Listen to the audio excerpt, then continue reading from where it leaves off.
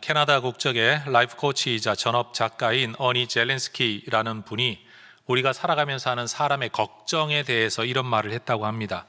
우리가 하고 있는 걱정의 약 40%는 절대 현실에서 일어나지 않을 일이고, 우리가 하고 있는 걱정의 약 30%는 이미 일어나 버린 일이라서 걱정해도 바꿀 수 없는 일이고, 우리가 하고 있는 걱정의 약 22%는 걱정할 필요도 없는 사소한 일이고, 우리가 하고 있는 걱정의 약 4%는 걱정해 봐야 우리 힘으로 바꿀 수 없는 일이고, 나머지 4%만이 우리가 대처할 수 있는 어떤 일이다. 그러니 결국 우리가 하고 있는 걱정의 96%는 다 쓸데없는 걱정이다 라고 이야기를 했습니다. 어떤 통계에 근거했는지는 몰라도 여러분, 살다가 보면 시간이 흘러 내가 그때 왜 그렇게 걱정을 했을까 싶은 일들이 우리의 삶에도 많은 것을 보면 아마 이분이 말하고 있는 이 내용이 여러분들에게도 많이 공감되리라고 생각을 합니다. 오늘 우리가 하고 있는 걱정이 96%에 속하는 쓸데없는 걱정이든, 아니면 마땅히 해야 할 만한 4%의 그 걱정이든, 또는 믿음이 있든 없든 신앙이 깊든 얕든, 인간으로 이 땅을 사는 동안에 우리가 걱정할 만한 실제적인 문제와 어려움을 만나지 않는 사람은 아무도 없습니다. 여러분, 불교에서 오죽하면 인간의 삶을 가리켜 생은 고이다, 괴로움이다 라는 말을 하겠습니까? 또 실제적인 문제와 고난을 만날 때 걱정하지 않는 사람, 스트레스를 받지 않는 사람이 또 누가 있겠습니까? 의사 선생님들께 진료를 받으러 갔을 때 그 말이 맞는 말이긴 한데, 사실은 들으나 마나 한 처방 가운데 한 말이 있죠. 스트레스 받지 마세요 라는 말입니다. 여러분, 세상에 스트레스를 받고 싶어 받는 사람이 누가 있겠습니까?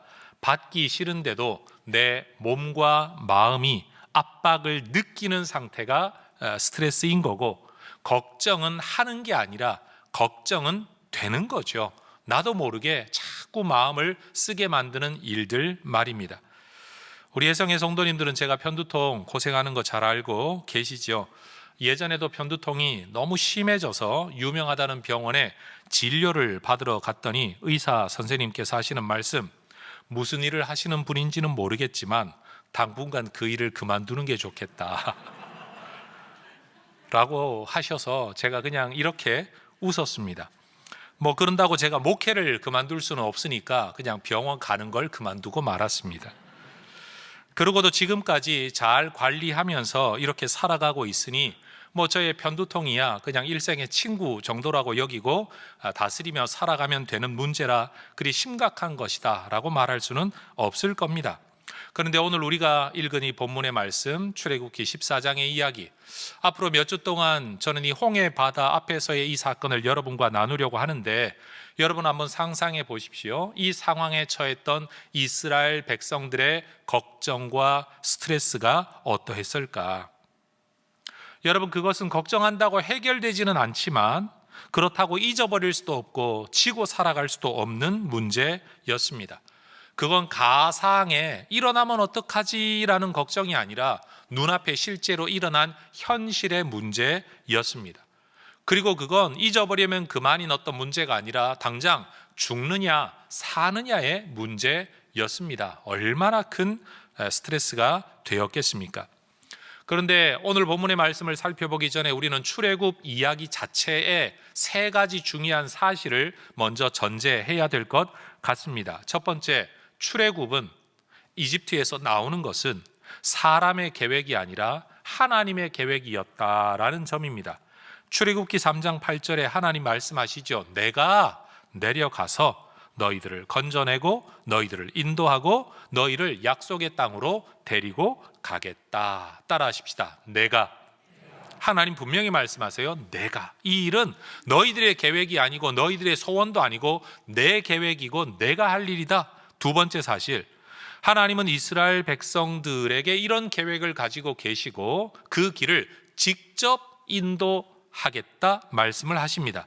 출애굽기 13장 17절과 18절의 말씀, 하나님이 그들을 그 길로 인도하지 아니하셨다. 대신 18절, 하나님이 홍해의 광야 길로 돌려 백성을 인도하셨다. 한 번 더 따라하십시다. 하나님이.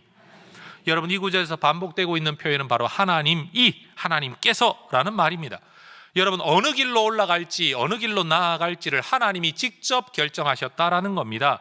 이스라엘 백성들의 출애굽의 길은 모세가 인도한 게 아니라 하나님이 직접 인도하셨습니다. 세 번째 중요한 사실, 하나님께서 이 일을 이루시고 이 길을 인도하고 계시다는 것을 알려주시기 위해 모세하고만 은밀하게 대화하신 게 아니라 하나님은 이스라엘 백성 누구든지 자기의 눈으로 볼 수 있도록 불, 구름, 기둥으로 초자연적인 현상으로, 가시적인 현상으로 그들에게 보여주셨다라는 겁니다. 출애굽기 13장 21절과 22절, 여호와께서 그들 앞에서 가시며 낮에는 구름 기둥으로 그들의 길을 인도하시고 밤에는 불 기둥을 그들에게 비추사 낮이나 밤이나 진행하게 하셨다. 한번 따라 하십시다. 여호와께서.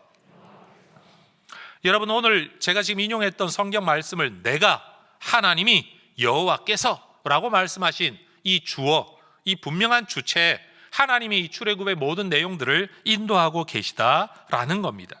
그럼 하나님께서 그렇게 약속하시고 그렇게 이루시고 그렇게 인도하시고 그렇게 보여주시는 하나님께서 오늘 본문에서 이스라엘 백성들을 어디로 이끌어 가십니까? 2절의 말씀을 보면 바다와 믹돌 사이에 비하이로답 곧 바알스본 맞은편 바닷가라고 표현되는 어떤 장소였습니다.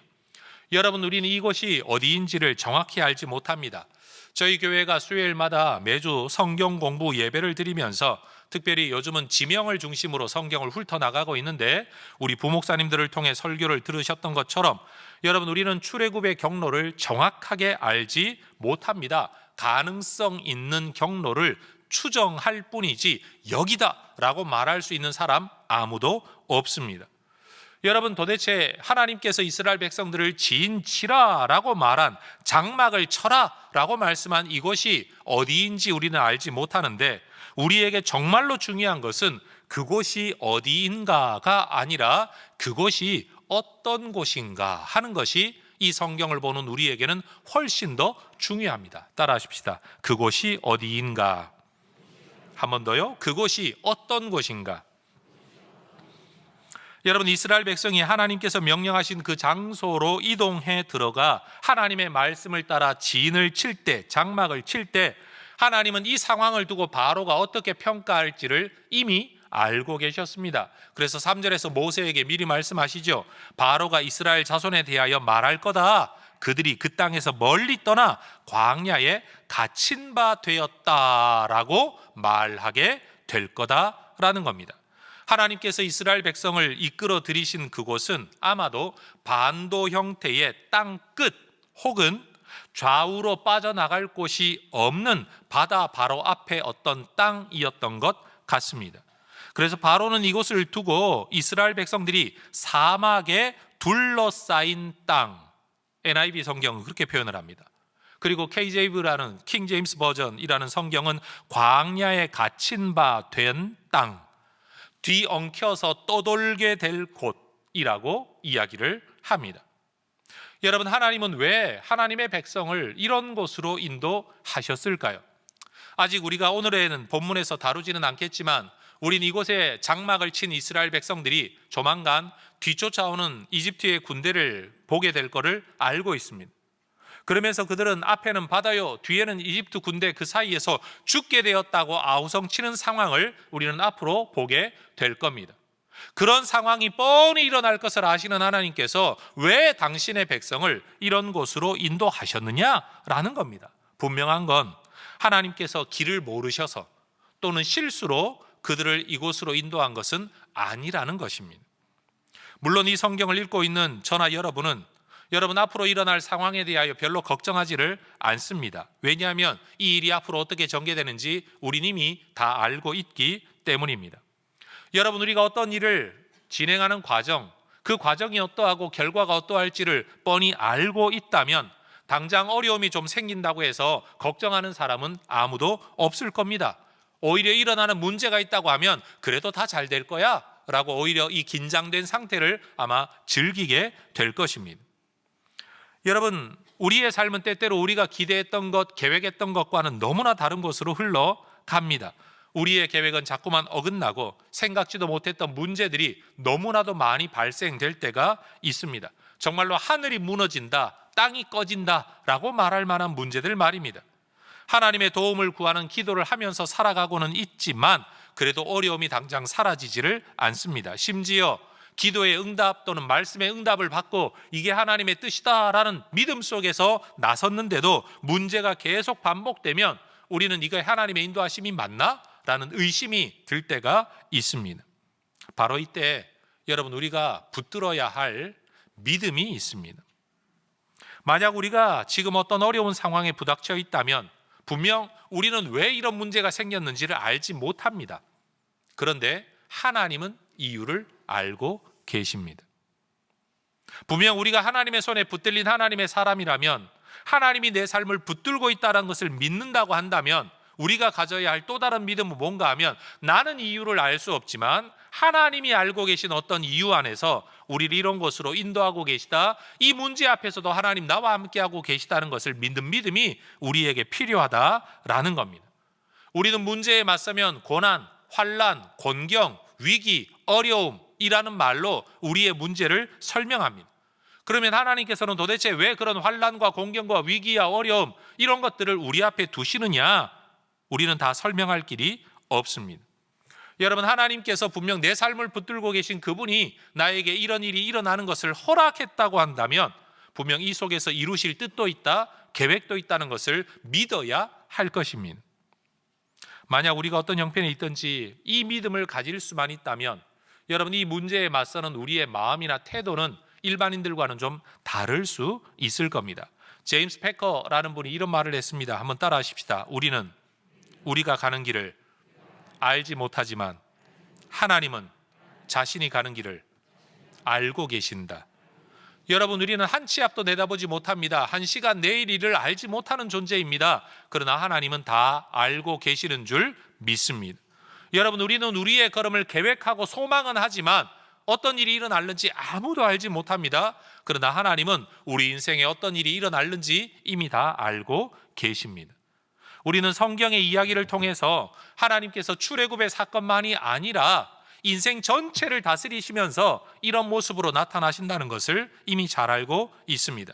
하나님이 꾸게 하셨던 그 꿈을 하나님이 주시는 비전으로 받았던 요셉, 형들은 그 요셉을 시기하고 질투하여서 그를 물 말라버린 구덩이에 던져 넣습니다. 아마 요셉은 탄식했을 겁니다. 왜 내게 이런 일을 하십니까 하고 형들에게도 하소연을 했을 것이고 구덩이에 던져져서 하나님께도 하소연을 했겠죠. 왜 내게 이런 일이 일어나야만 합니까? 여러분, 분명 하나님은 그와 함께하고 계셨습니다만 형들이 요셉을 구덩이에 던져 넣을 때 하나님은 침묵하셨습니다. 도와주지 않으십니다. 구원하지 않으십니다. 내어버려 두셨습니다. 그 이후에도 요셉은 또 다른 구덩이에 던져지죠. 이집트의 종살이 보디발의 집에 던져집니다. 나중에는 그 주인의 아내의 유혹의 구덩이에 빠집니다. 나중에는 주인의 미움을 받아 왕의 죄수를 가두는 구덩이에, 감옥 거기에 던져집니다. 여러분, 우리는 이 이야기를 읽으면서도, 요셉 이야기를 읽으면서 어쩌면 좋아 탄식하지 않습니다. 왜요? 결과를 알고 있잖아요. 우리는 너무나도 분명히 알고 있습니다.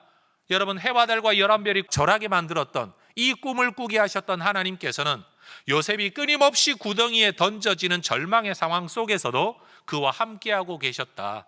창세기 38장을 보면 하나님은 끊임없이 주의 손이 그와 함께하고 하나님이 그와 함께하고 하나님이 그와 함께한다 말씀하십니다. 결국 그는 이집트의 총리가 됩니다.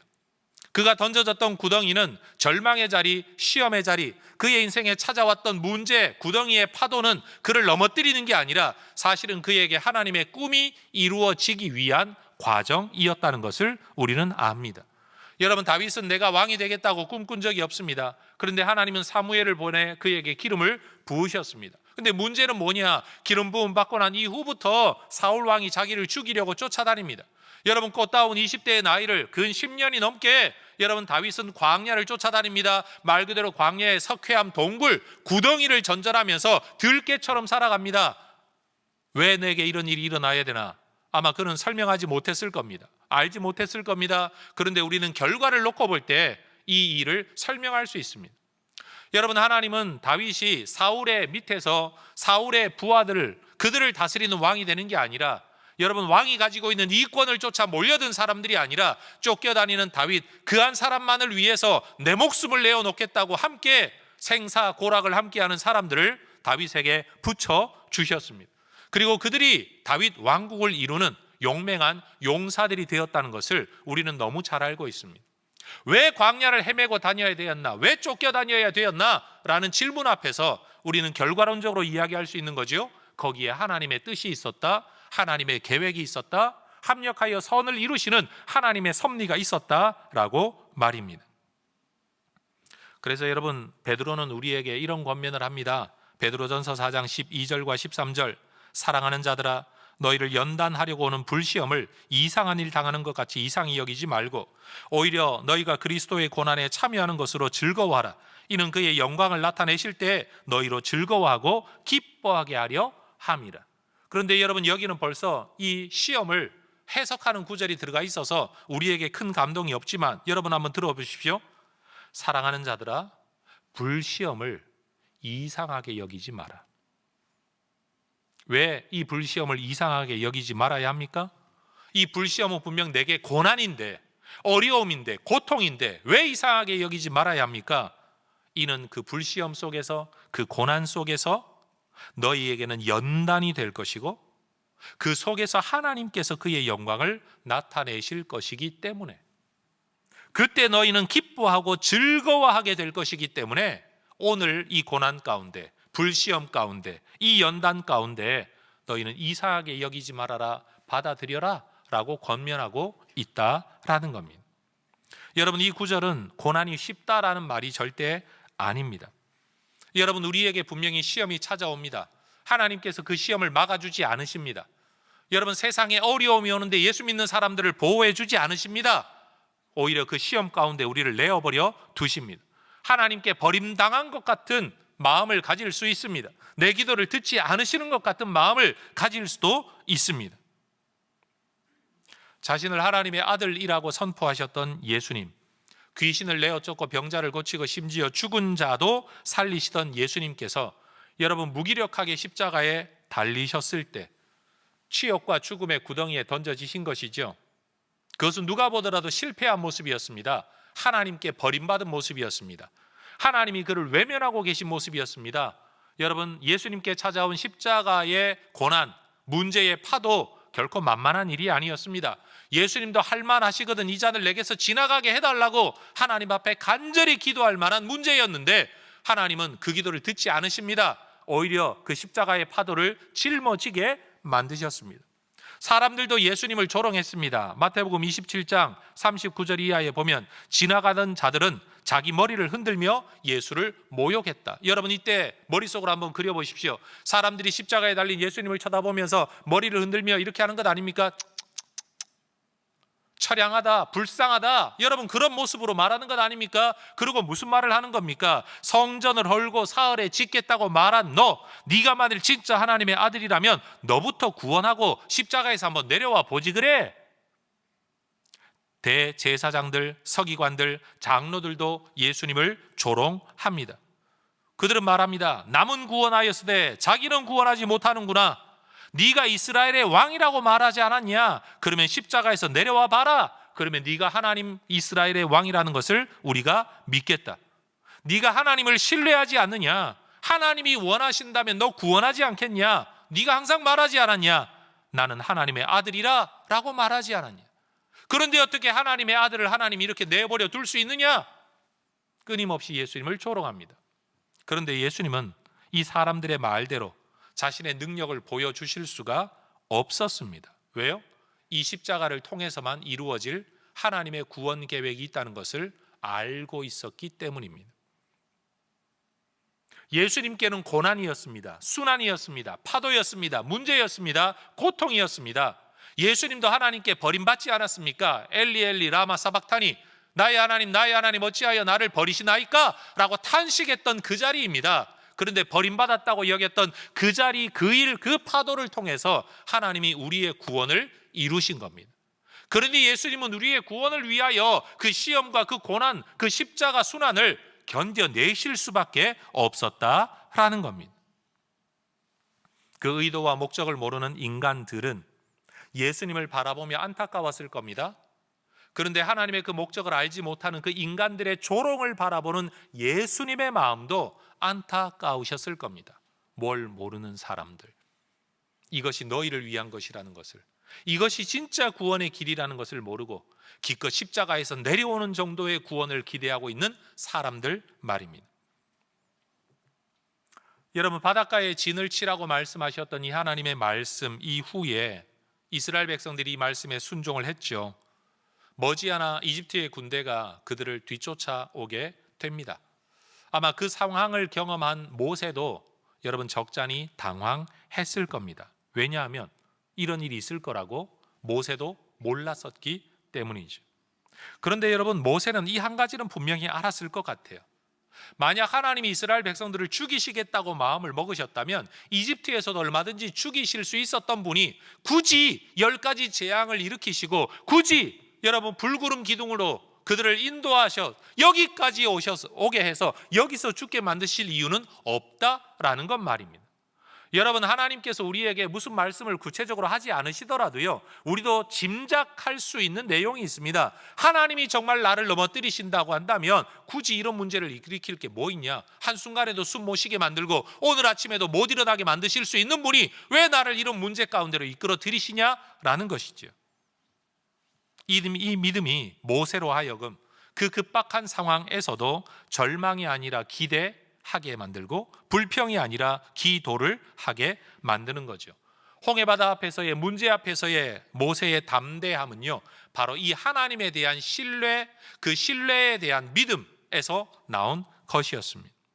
이스라엘 백성들이 보기에 여러분, 그들이 지친 그 자리는 죽음의 길이었습니다. 그러나 우리는 압니다. 그것이 생명의 길이라는 것을. 이스라엘 백성들이 보기에 거기에는 길이 없었습니다. 바로가 말하지 않습니까? 그들이 광야에 갇혔다, 나갈 길이 없다, 피할 길이 없다라는 길 말입니다. 그런데 하나님은 길 없는 그곳에 길을 내십니다. 이스라엘 백성들은, 사람들은 기존의 사람들, 다른 사람들이 갔던 길을 따라가려고 하다가 보니까 거기에는 사람들이 갔던 길이 없다라고 말합니다. 그런데 하나님은 사람들이 갔던 길이 아니라 사람들이 가지 않았던 길을 만드시기 위해 지금 이 일을 진행하고 계신 겁니다.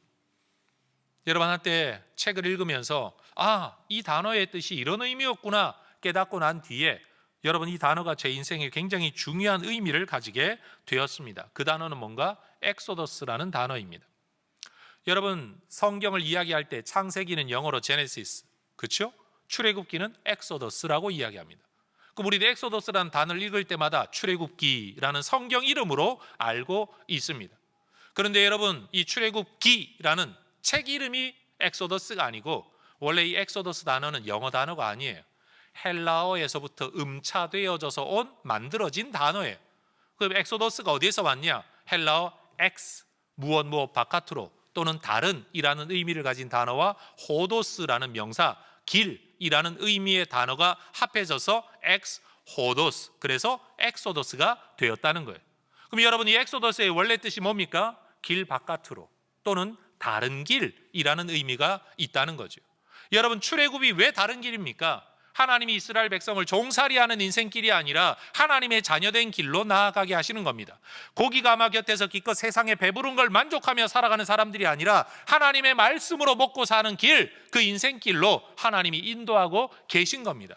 그러니 여러분, 엑소더스라는 단어는요, 이집트에서 나왔다는 것만 의미하는 게 아니라 이집트에서부터 나와서부터 약속의 땅에 들어갈 때까지의 일련의 모든 과정, 인생이 아닌 하나님의 인도함을 받아 걸었던 그들의 길, 삶의 길, 이걸 일컫는 단어가 바로 엑소더스라는 것이죠. 그런 의미에서 여러분, 지금 이 땅에서 예수를 믿고 살아가고 있는 우리의 인생길이 바로 엑소더스인 줄로 믿습니다. 구원받았다는 게 엑소더스가 아니라 그렇게 구원받아 구원의 길을 걸어가고 있는 우리의 삶의 길이 엑소더스, 다른 길이어야 된다라는 거예요.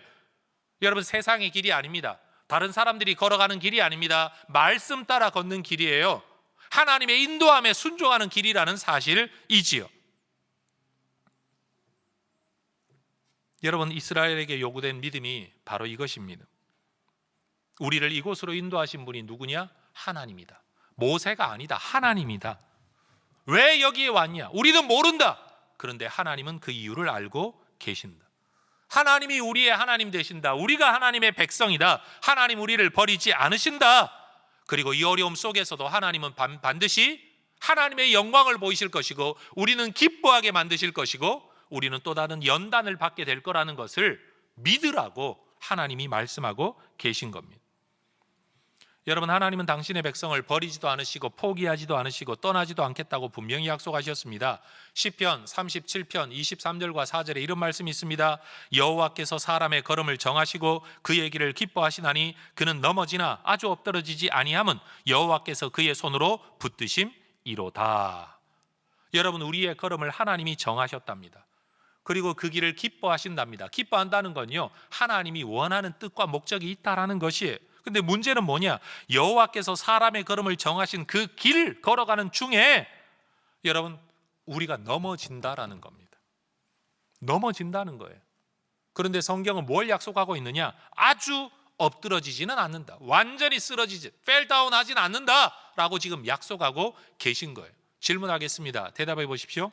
하나님이 정하신 그 길, 하나님이 기뻐하시는 그 길, 믿음의 그 길, 엑소더스의 길을 걸어가면 우리가 넘어집니까? 넘어지지 않습니까? 아니라니까요. 여러분, 하나님의 인도하심을 받는 그 길을 우리가 걸어갈 때 넘어집니까? 넘어지지 않습니까? 넘어집니다. 근데 하나님이 뭘 약속하세요? 넘어지지만 쓰러지게 하지는 않겠다, 엎드러지게 하지는 않겠다라고 약속하고 계시다는 거예요.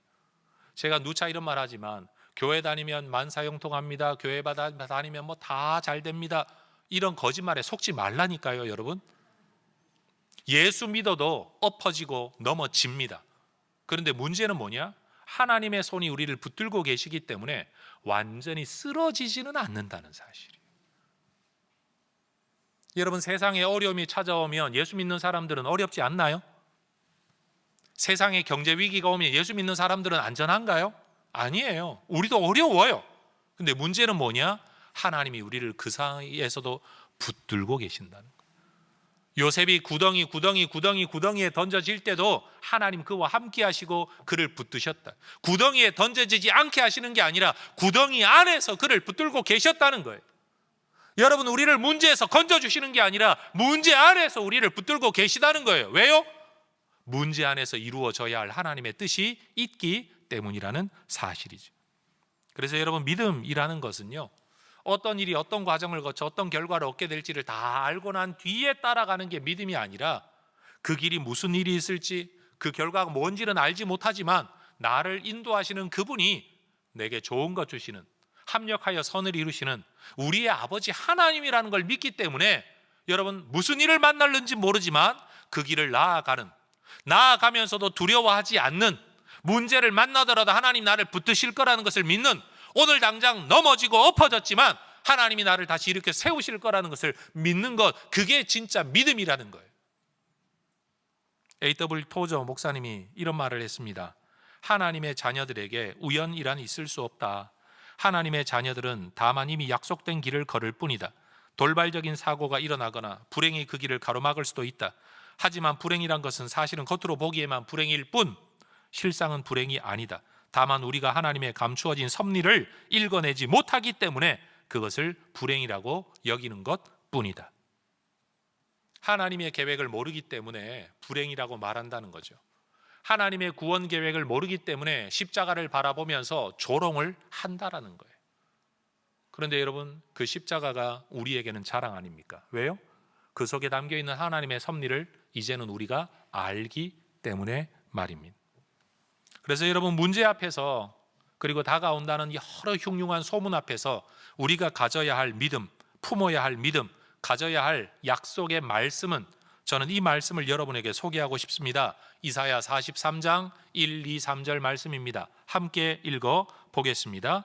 야곱아, 너를 창조하신 여호와께서 지금 말씀하시느니라.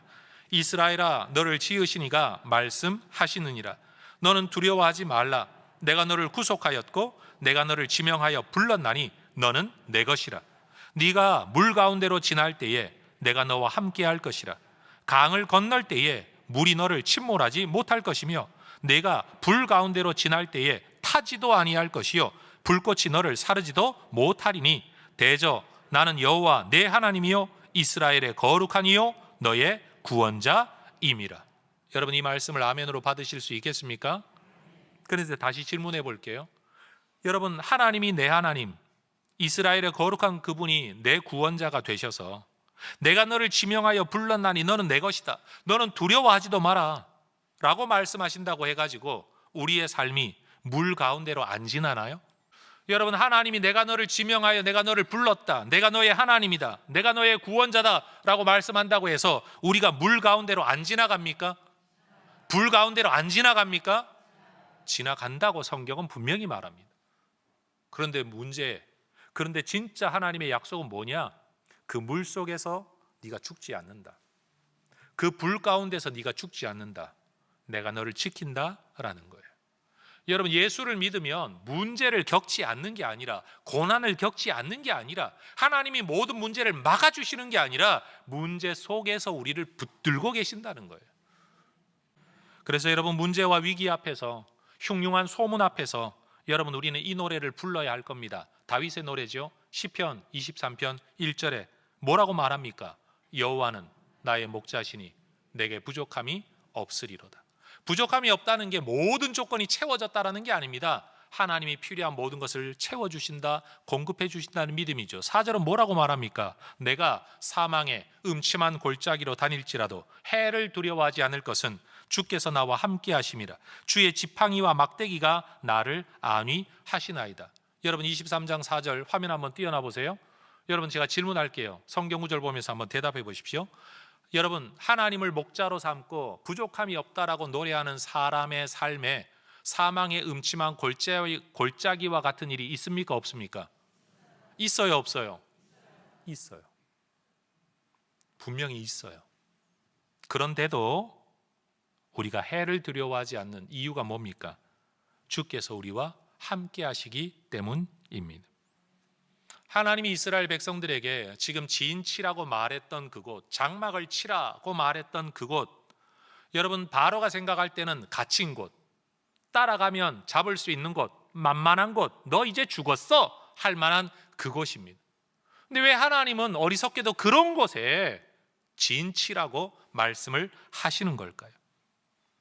여러분, 우리는 이왕이면 안전한 자리로 인도해 달라고 늘 기도합니다. 형통한 길, 평탄한 길로 인도해 달라고 늘 기도합니다. 그런데 내 인생은 형통은 고사하고 여러분, 당장 먹고 살 것이 걱정되고 내일이 걱정되는 삶의 자리로 하나님이 자꾸만 우리를 이끌어 가실 때가 있습니다. 내가 여기에 텐트 치고 싶지 않아요. 내가 여기 장막 치고 싶지 않아요. 내 삶이 이런 형태의 자리에서 살고 싶지 않은데 내 삶이 그런 꼬락서니로 살아가야만 될 자리, 그런 자리에 있을 때가 있다라는 거죠. 그때 우리가 기억해야 될 게 뭐냐? 하나님이 뜻이 있고 계획이 있고 목적이 있어서 누가 보더라도 손가락질할 만하고 얕잡아 볼 만한 자리이지만 하나님의 계획이 있어서 우리를 그곳으로 인도하신다라는 사실을 믿는 겁니다. 길이 없는 그곳에, 도망갈 길이 없는, 빠져나갈 길이 없는 그곳에 너희의 장막을 쳐라. 여러분, 이 구절을 읽으면 우리 신년 기도회 때 했던 주제가 생각나지 않습니까? 하나님 지금 뭐라고 말씀하시는 거죠? 도망갈 길 없는 그곳에서 너희의 휘장을 널리 펴라. 아니, 휘장 펼 만한 곳이 아닌데요? 아니, 그곳에 펴. 사람들이 손가락질하고 이상하다 그러는데, 미쳤다 그러는데요? 아니, 거기에 너희의 휘장을 널리 펴. 아니, 하나님 길이 없어요. 사람이 없어요. 그런데 거기 휘장을 펴. 너희가 볼 것은 사람이 만든 길이 아니야. 너희가 가야 할 길은 사람이 만든 길, 다른 사람이 이미 간 그 길이 아니야. 내가 내는 길, 사람이 걸어본 적 없는 그 길로 내가 너희를 이끌어 갈 거야. 여러분, 아득하여 갇히게 된 그곳, 하나님은 그곳에서 바다의 길을 내셨습니다. 말 그대로 엑소더스, 다른 길이었습니다. 성도 여러분, 고통스러운 지금의 자리, 불안한 지금의 자리, 미래가 보이지 않는 지금의 자리, 여러분 자꾸만 도망치려고 하지 말고 여기서 건져주세요, 건져주세요로만 기도하지 말고 하나님, 이 어려움 속에서 내가 하나님 손을 붙들고 하나님 하시는 일을 보겠습니다, 견디겠습니다, 붙들어 주세요. 넘어지더라도 쓰러지지는 않게 하시는 은혜를 내가 기도합니다. 사망의 음침한 골짜기 안에 들어온 것 같습니다. 주의 지팡이와 막대기로 나를 붙들어 주십시오. 내가 이 길을 건너가겠습니다. 여기서 하나님의 함께 하심을 보겠습니다. 여러분, 이것이 우리의 믿음이 될 수 있기를 소망합니다. 여러분, 올 한 해 분명 한국, 전 세계 경제 다 어려울 거라고 이야기를 합니다. 저는 그들의 예측이 틀리지 않을 거라고 또 믿습니다. 전문가들이 하는 말이니까요. 여러분, 혜성교회 성도들, 저는 이런 설교는 못하겠어요. 세계가 다 어려워지고 한국이 다 어려워져도 우리 혜성교회 성도들은 절대 어렵지 않을 줄 믿습니다. 그럼 여러분 아멘 하시겠지만 그건 사기입니다. 여러분도 어려워질 겁니다.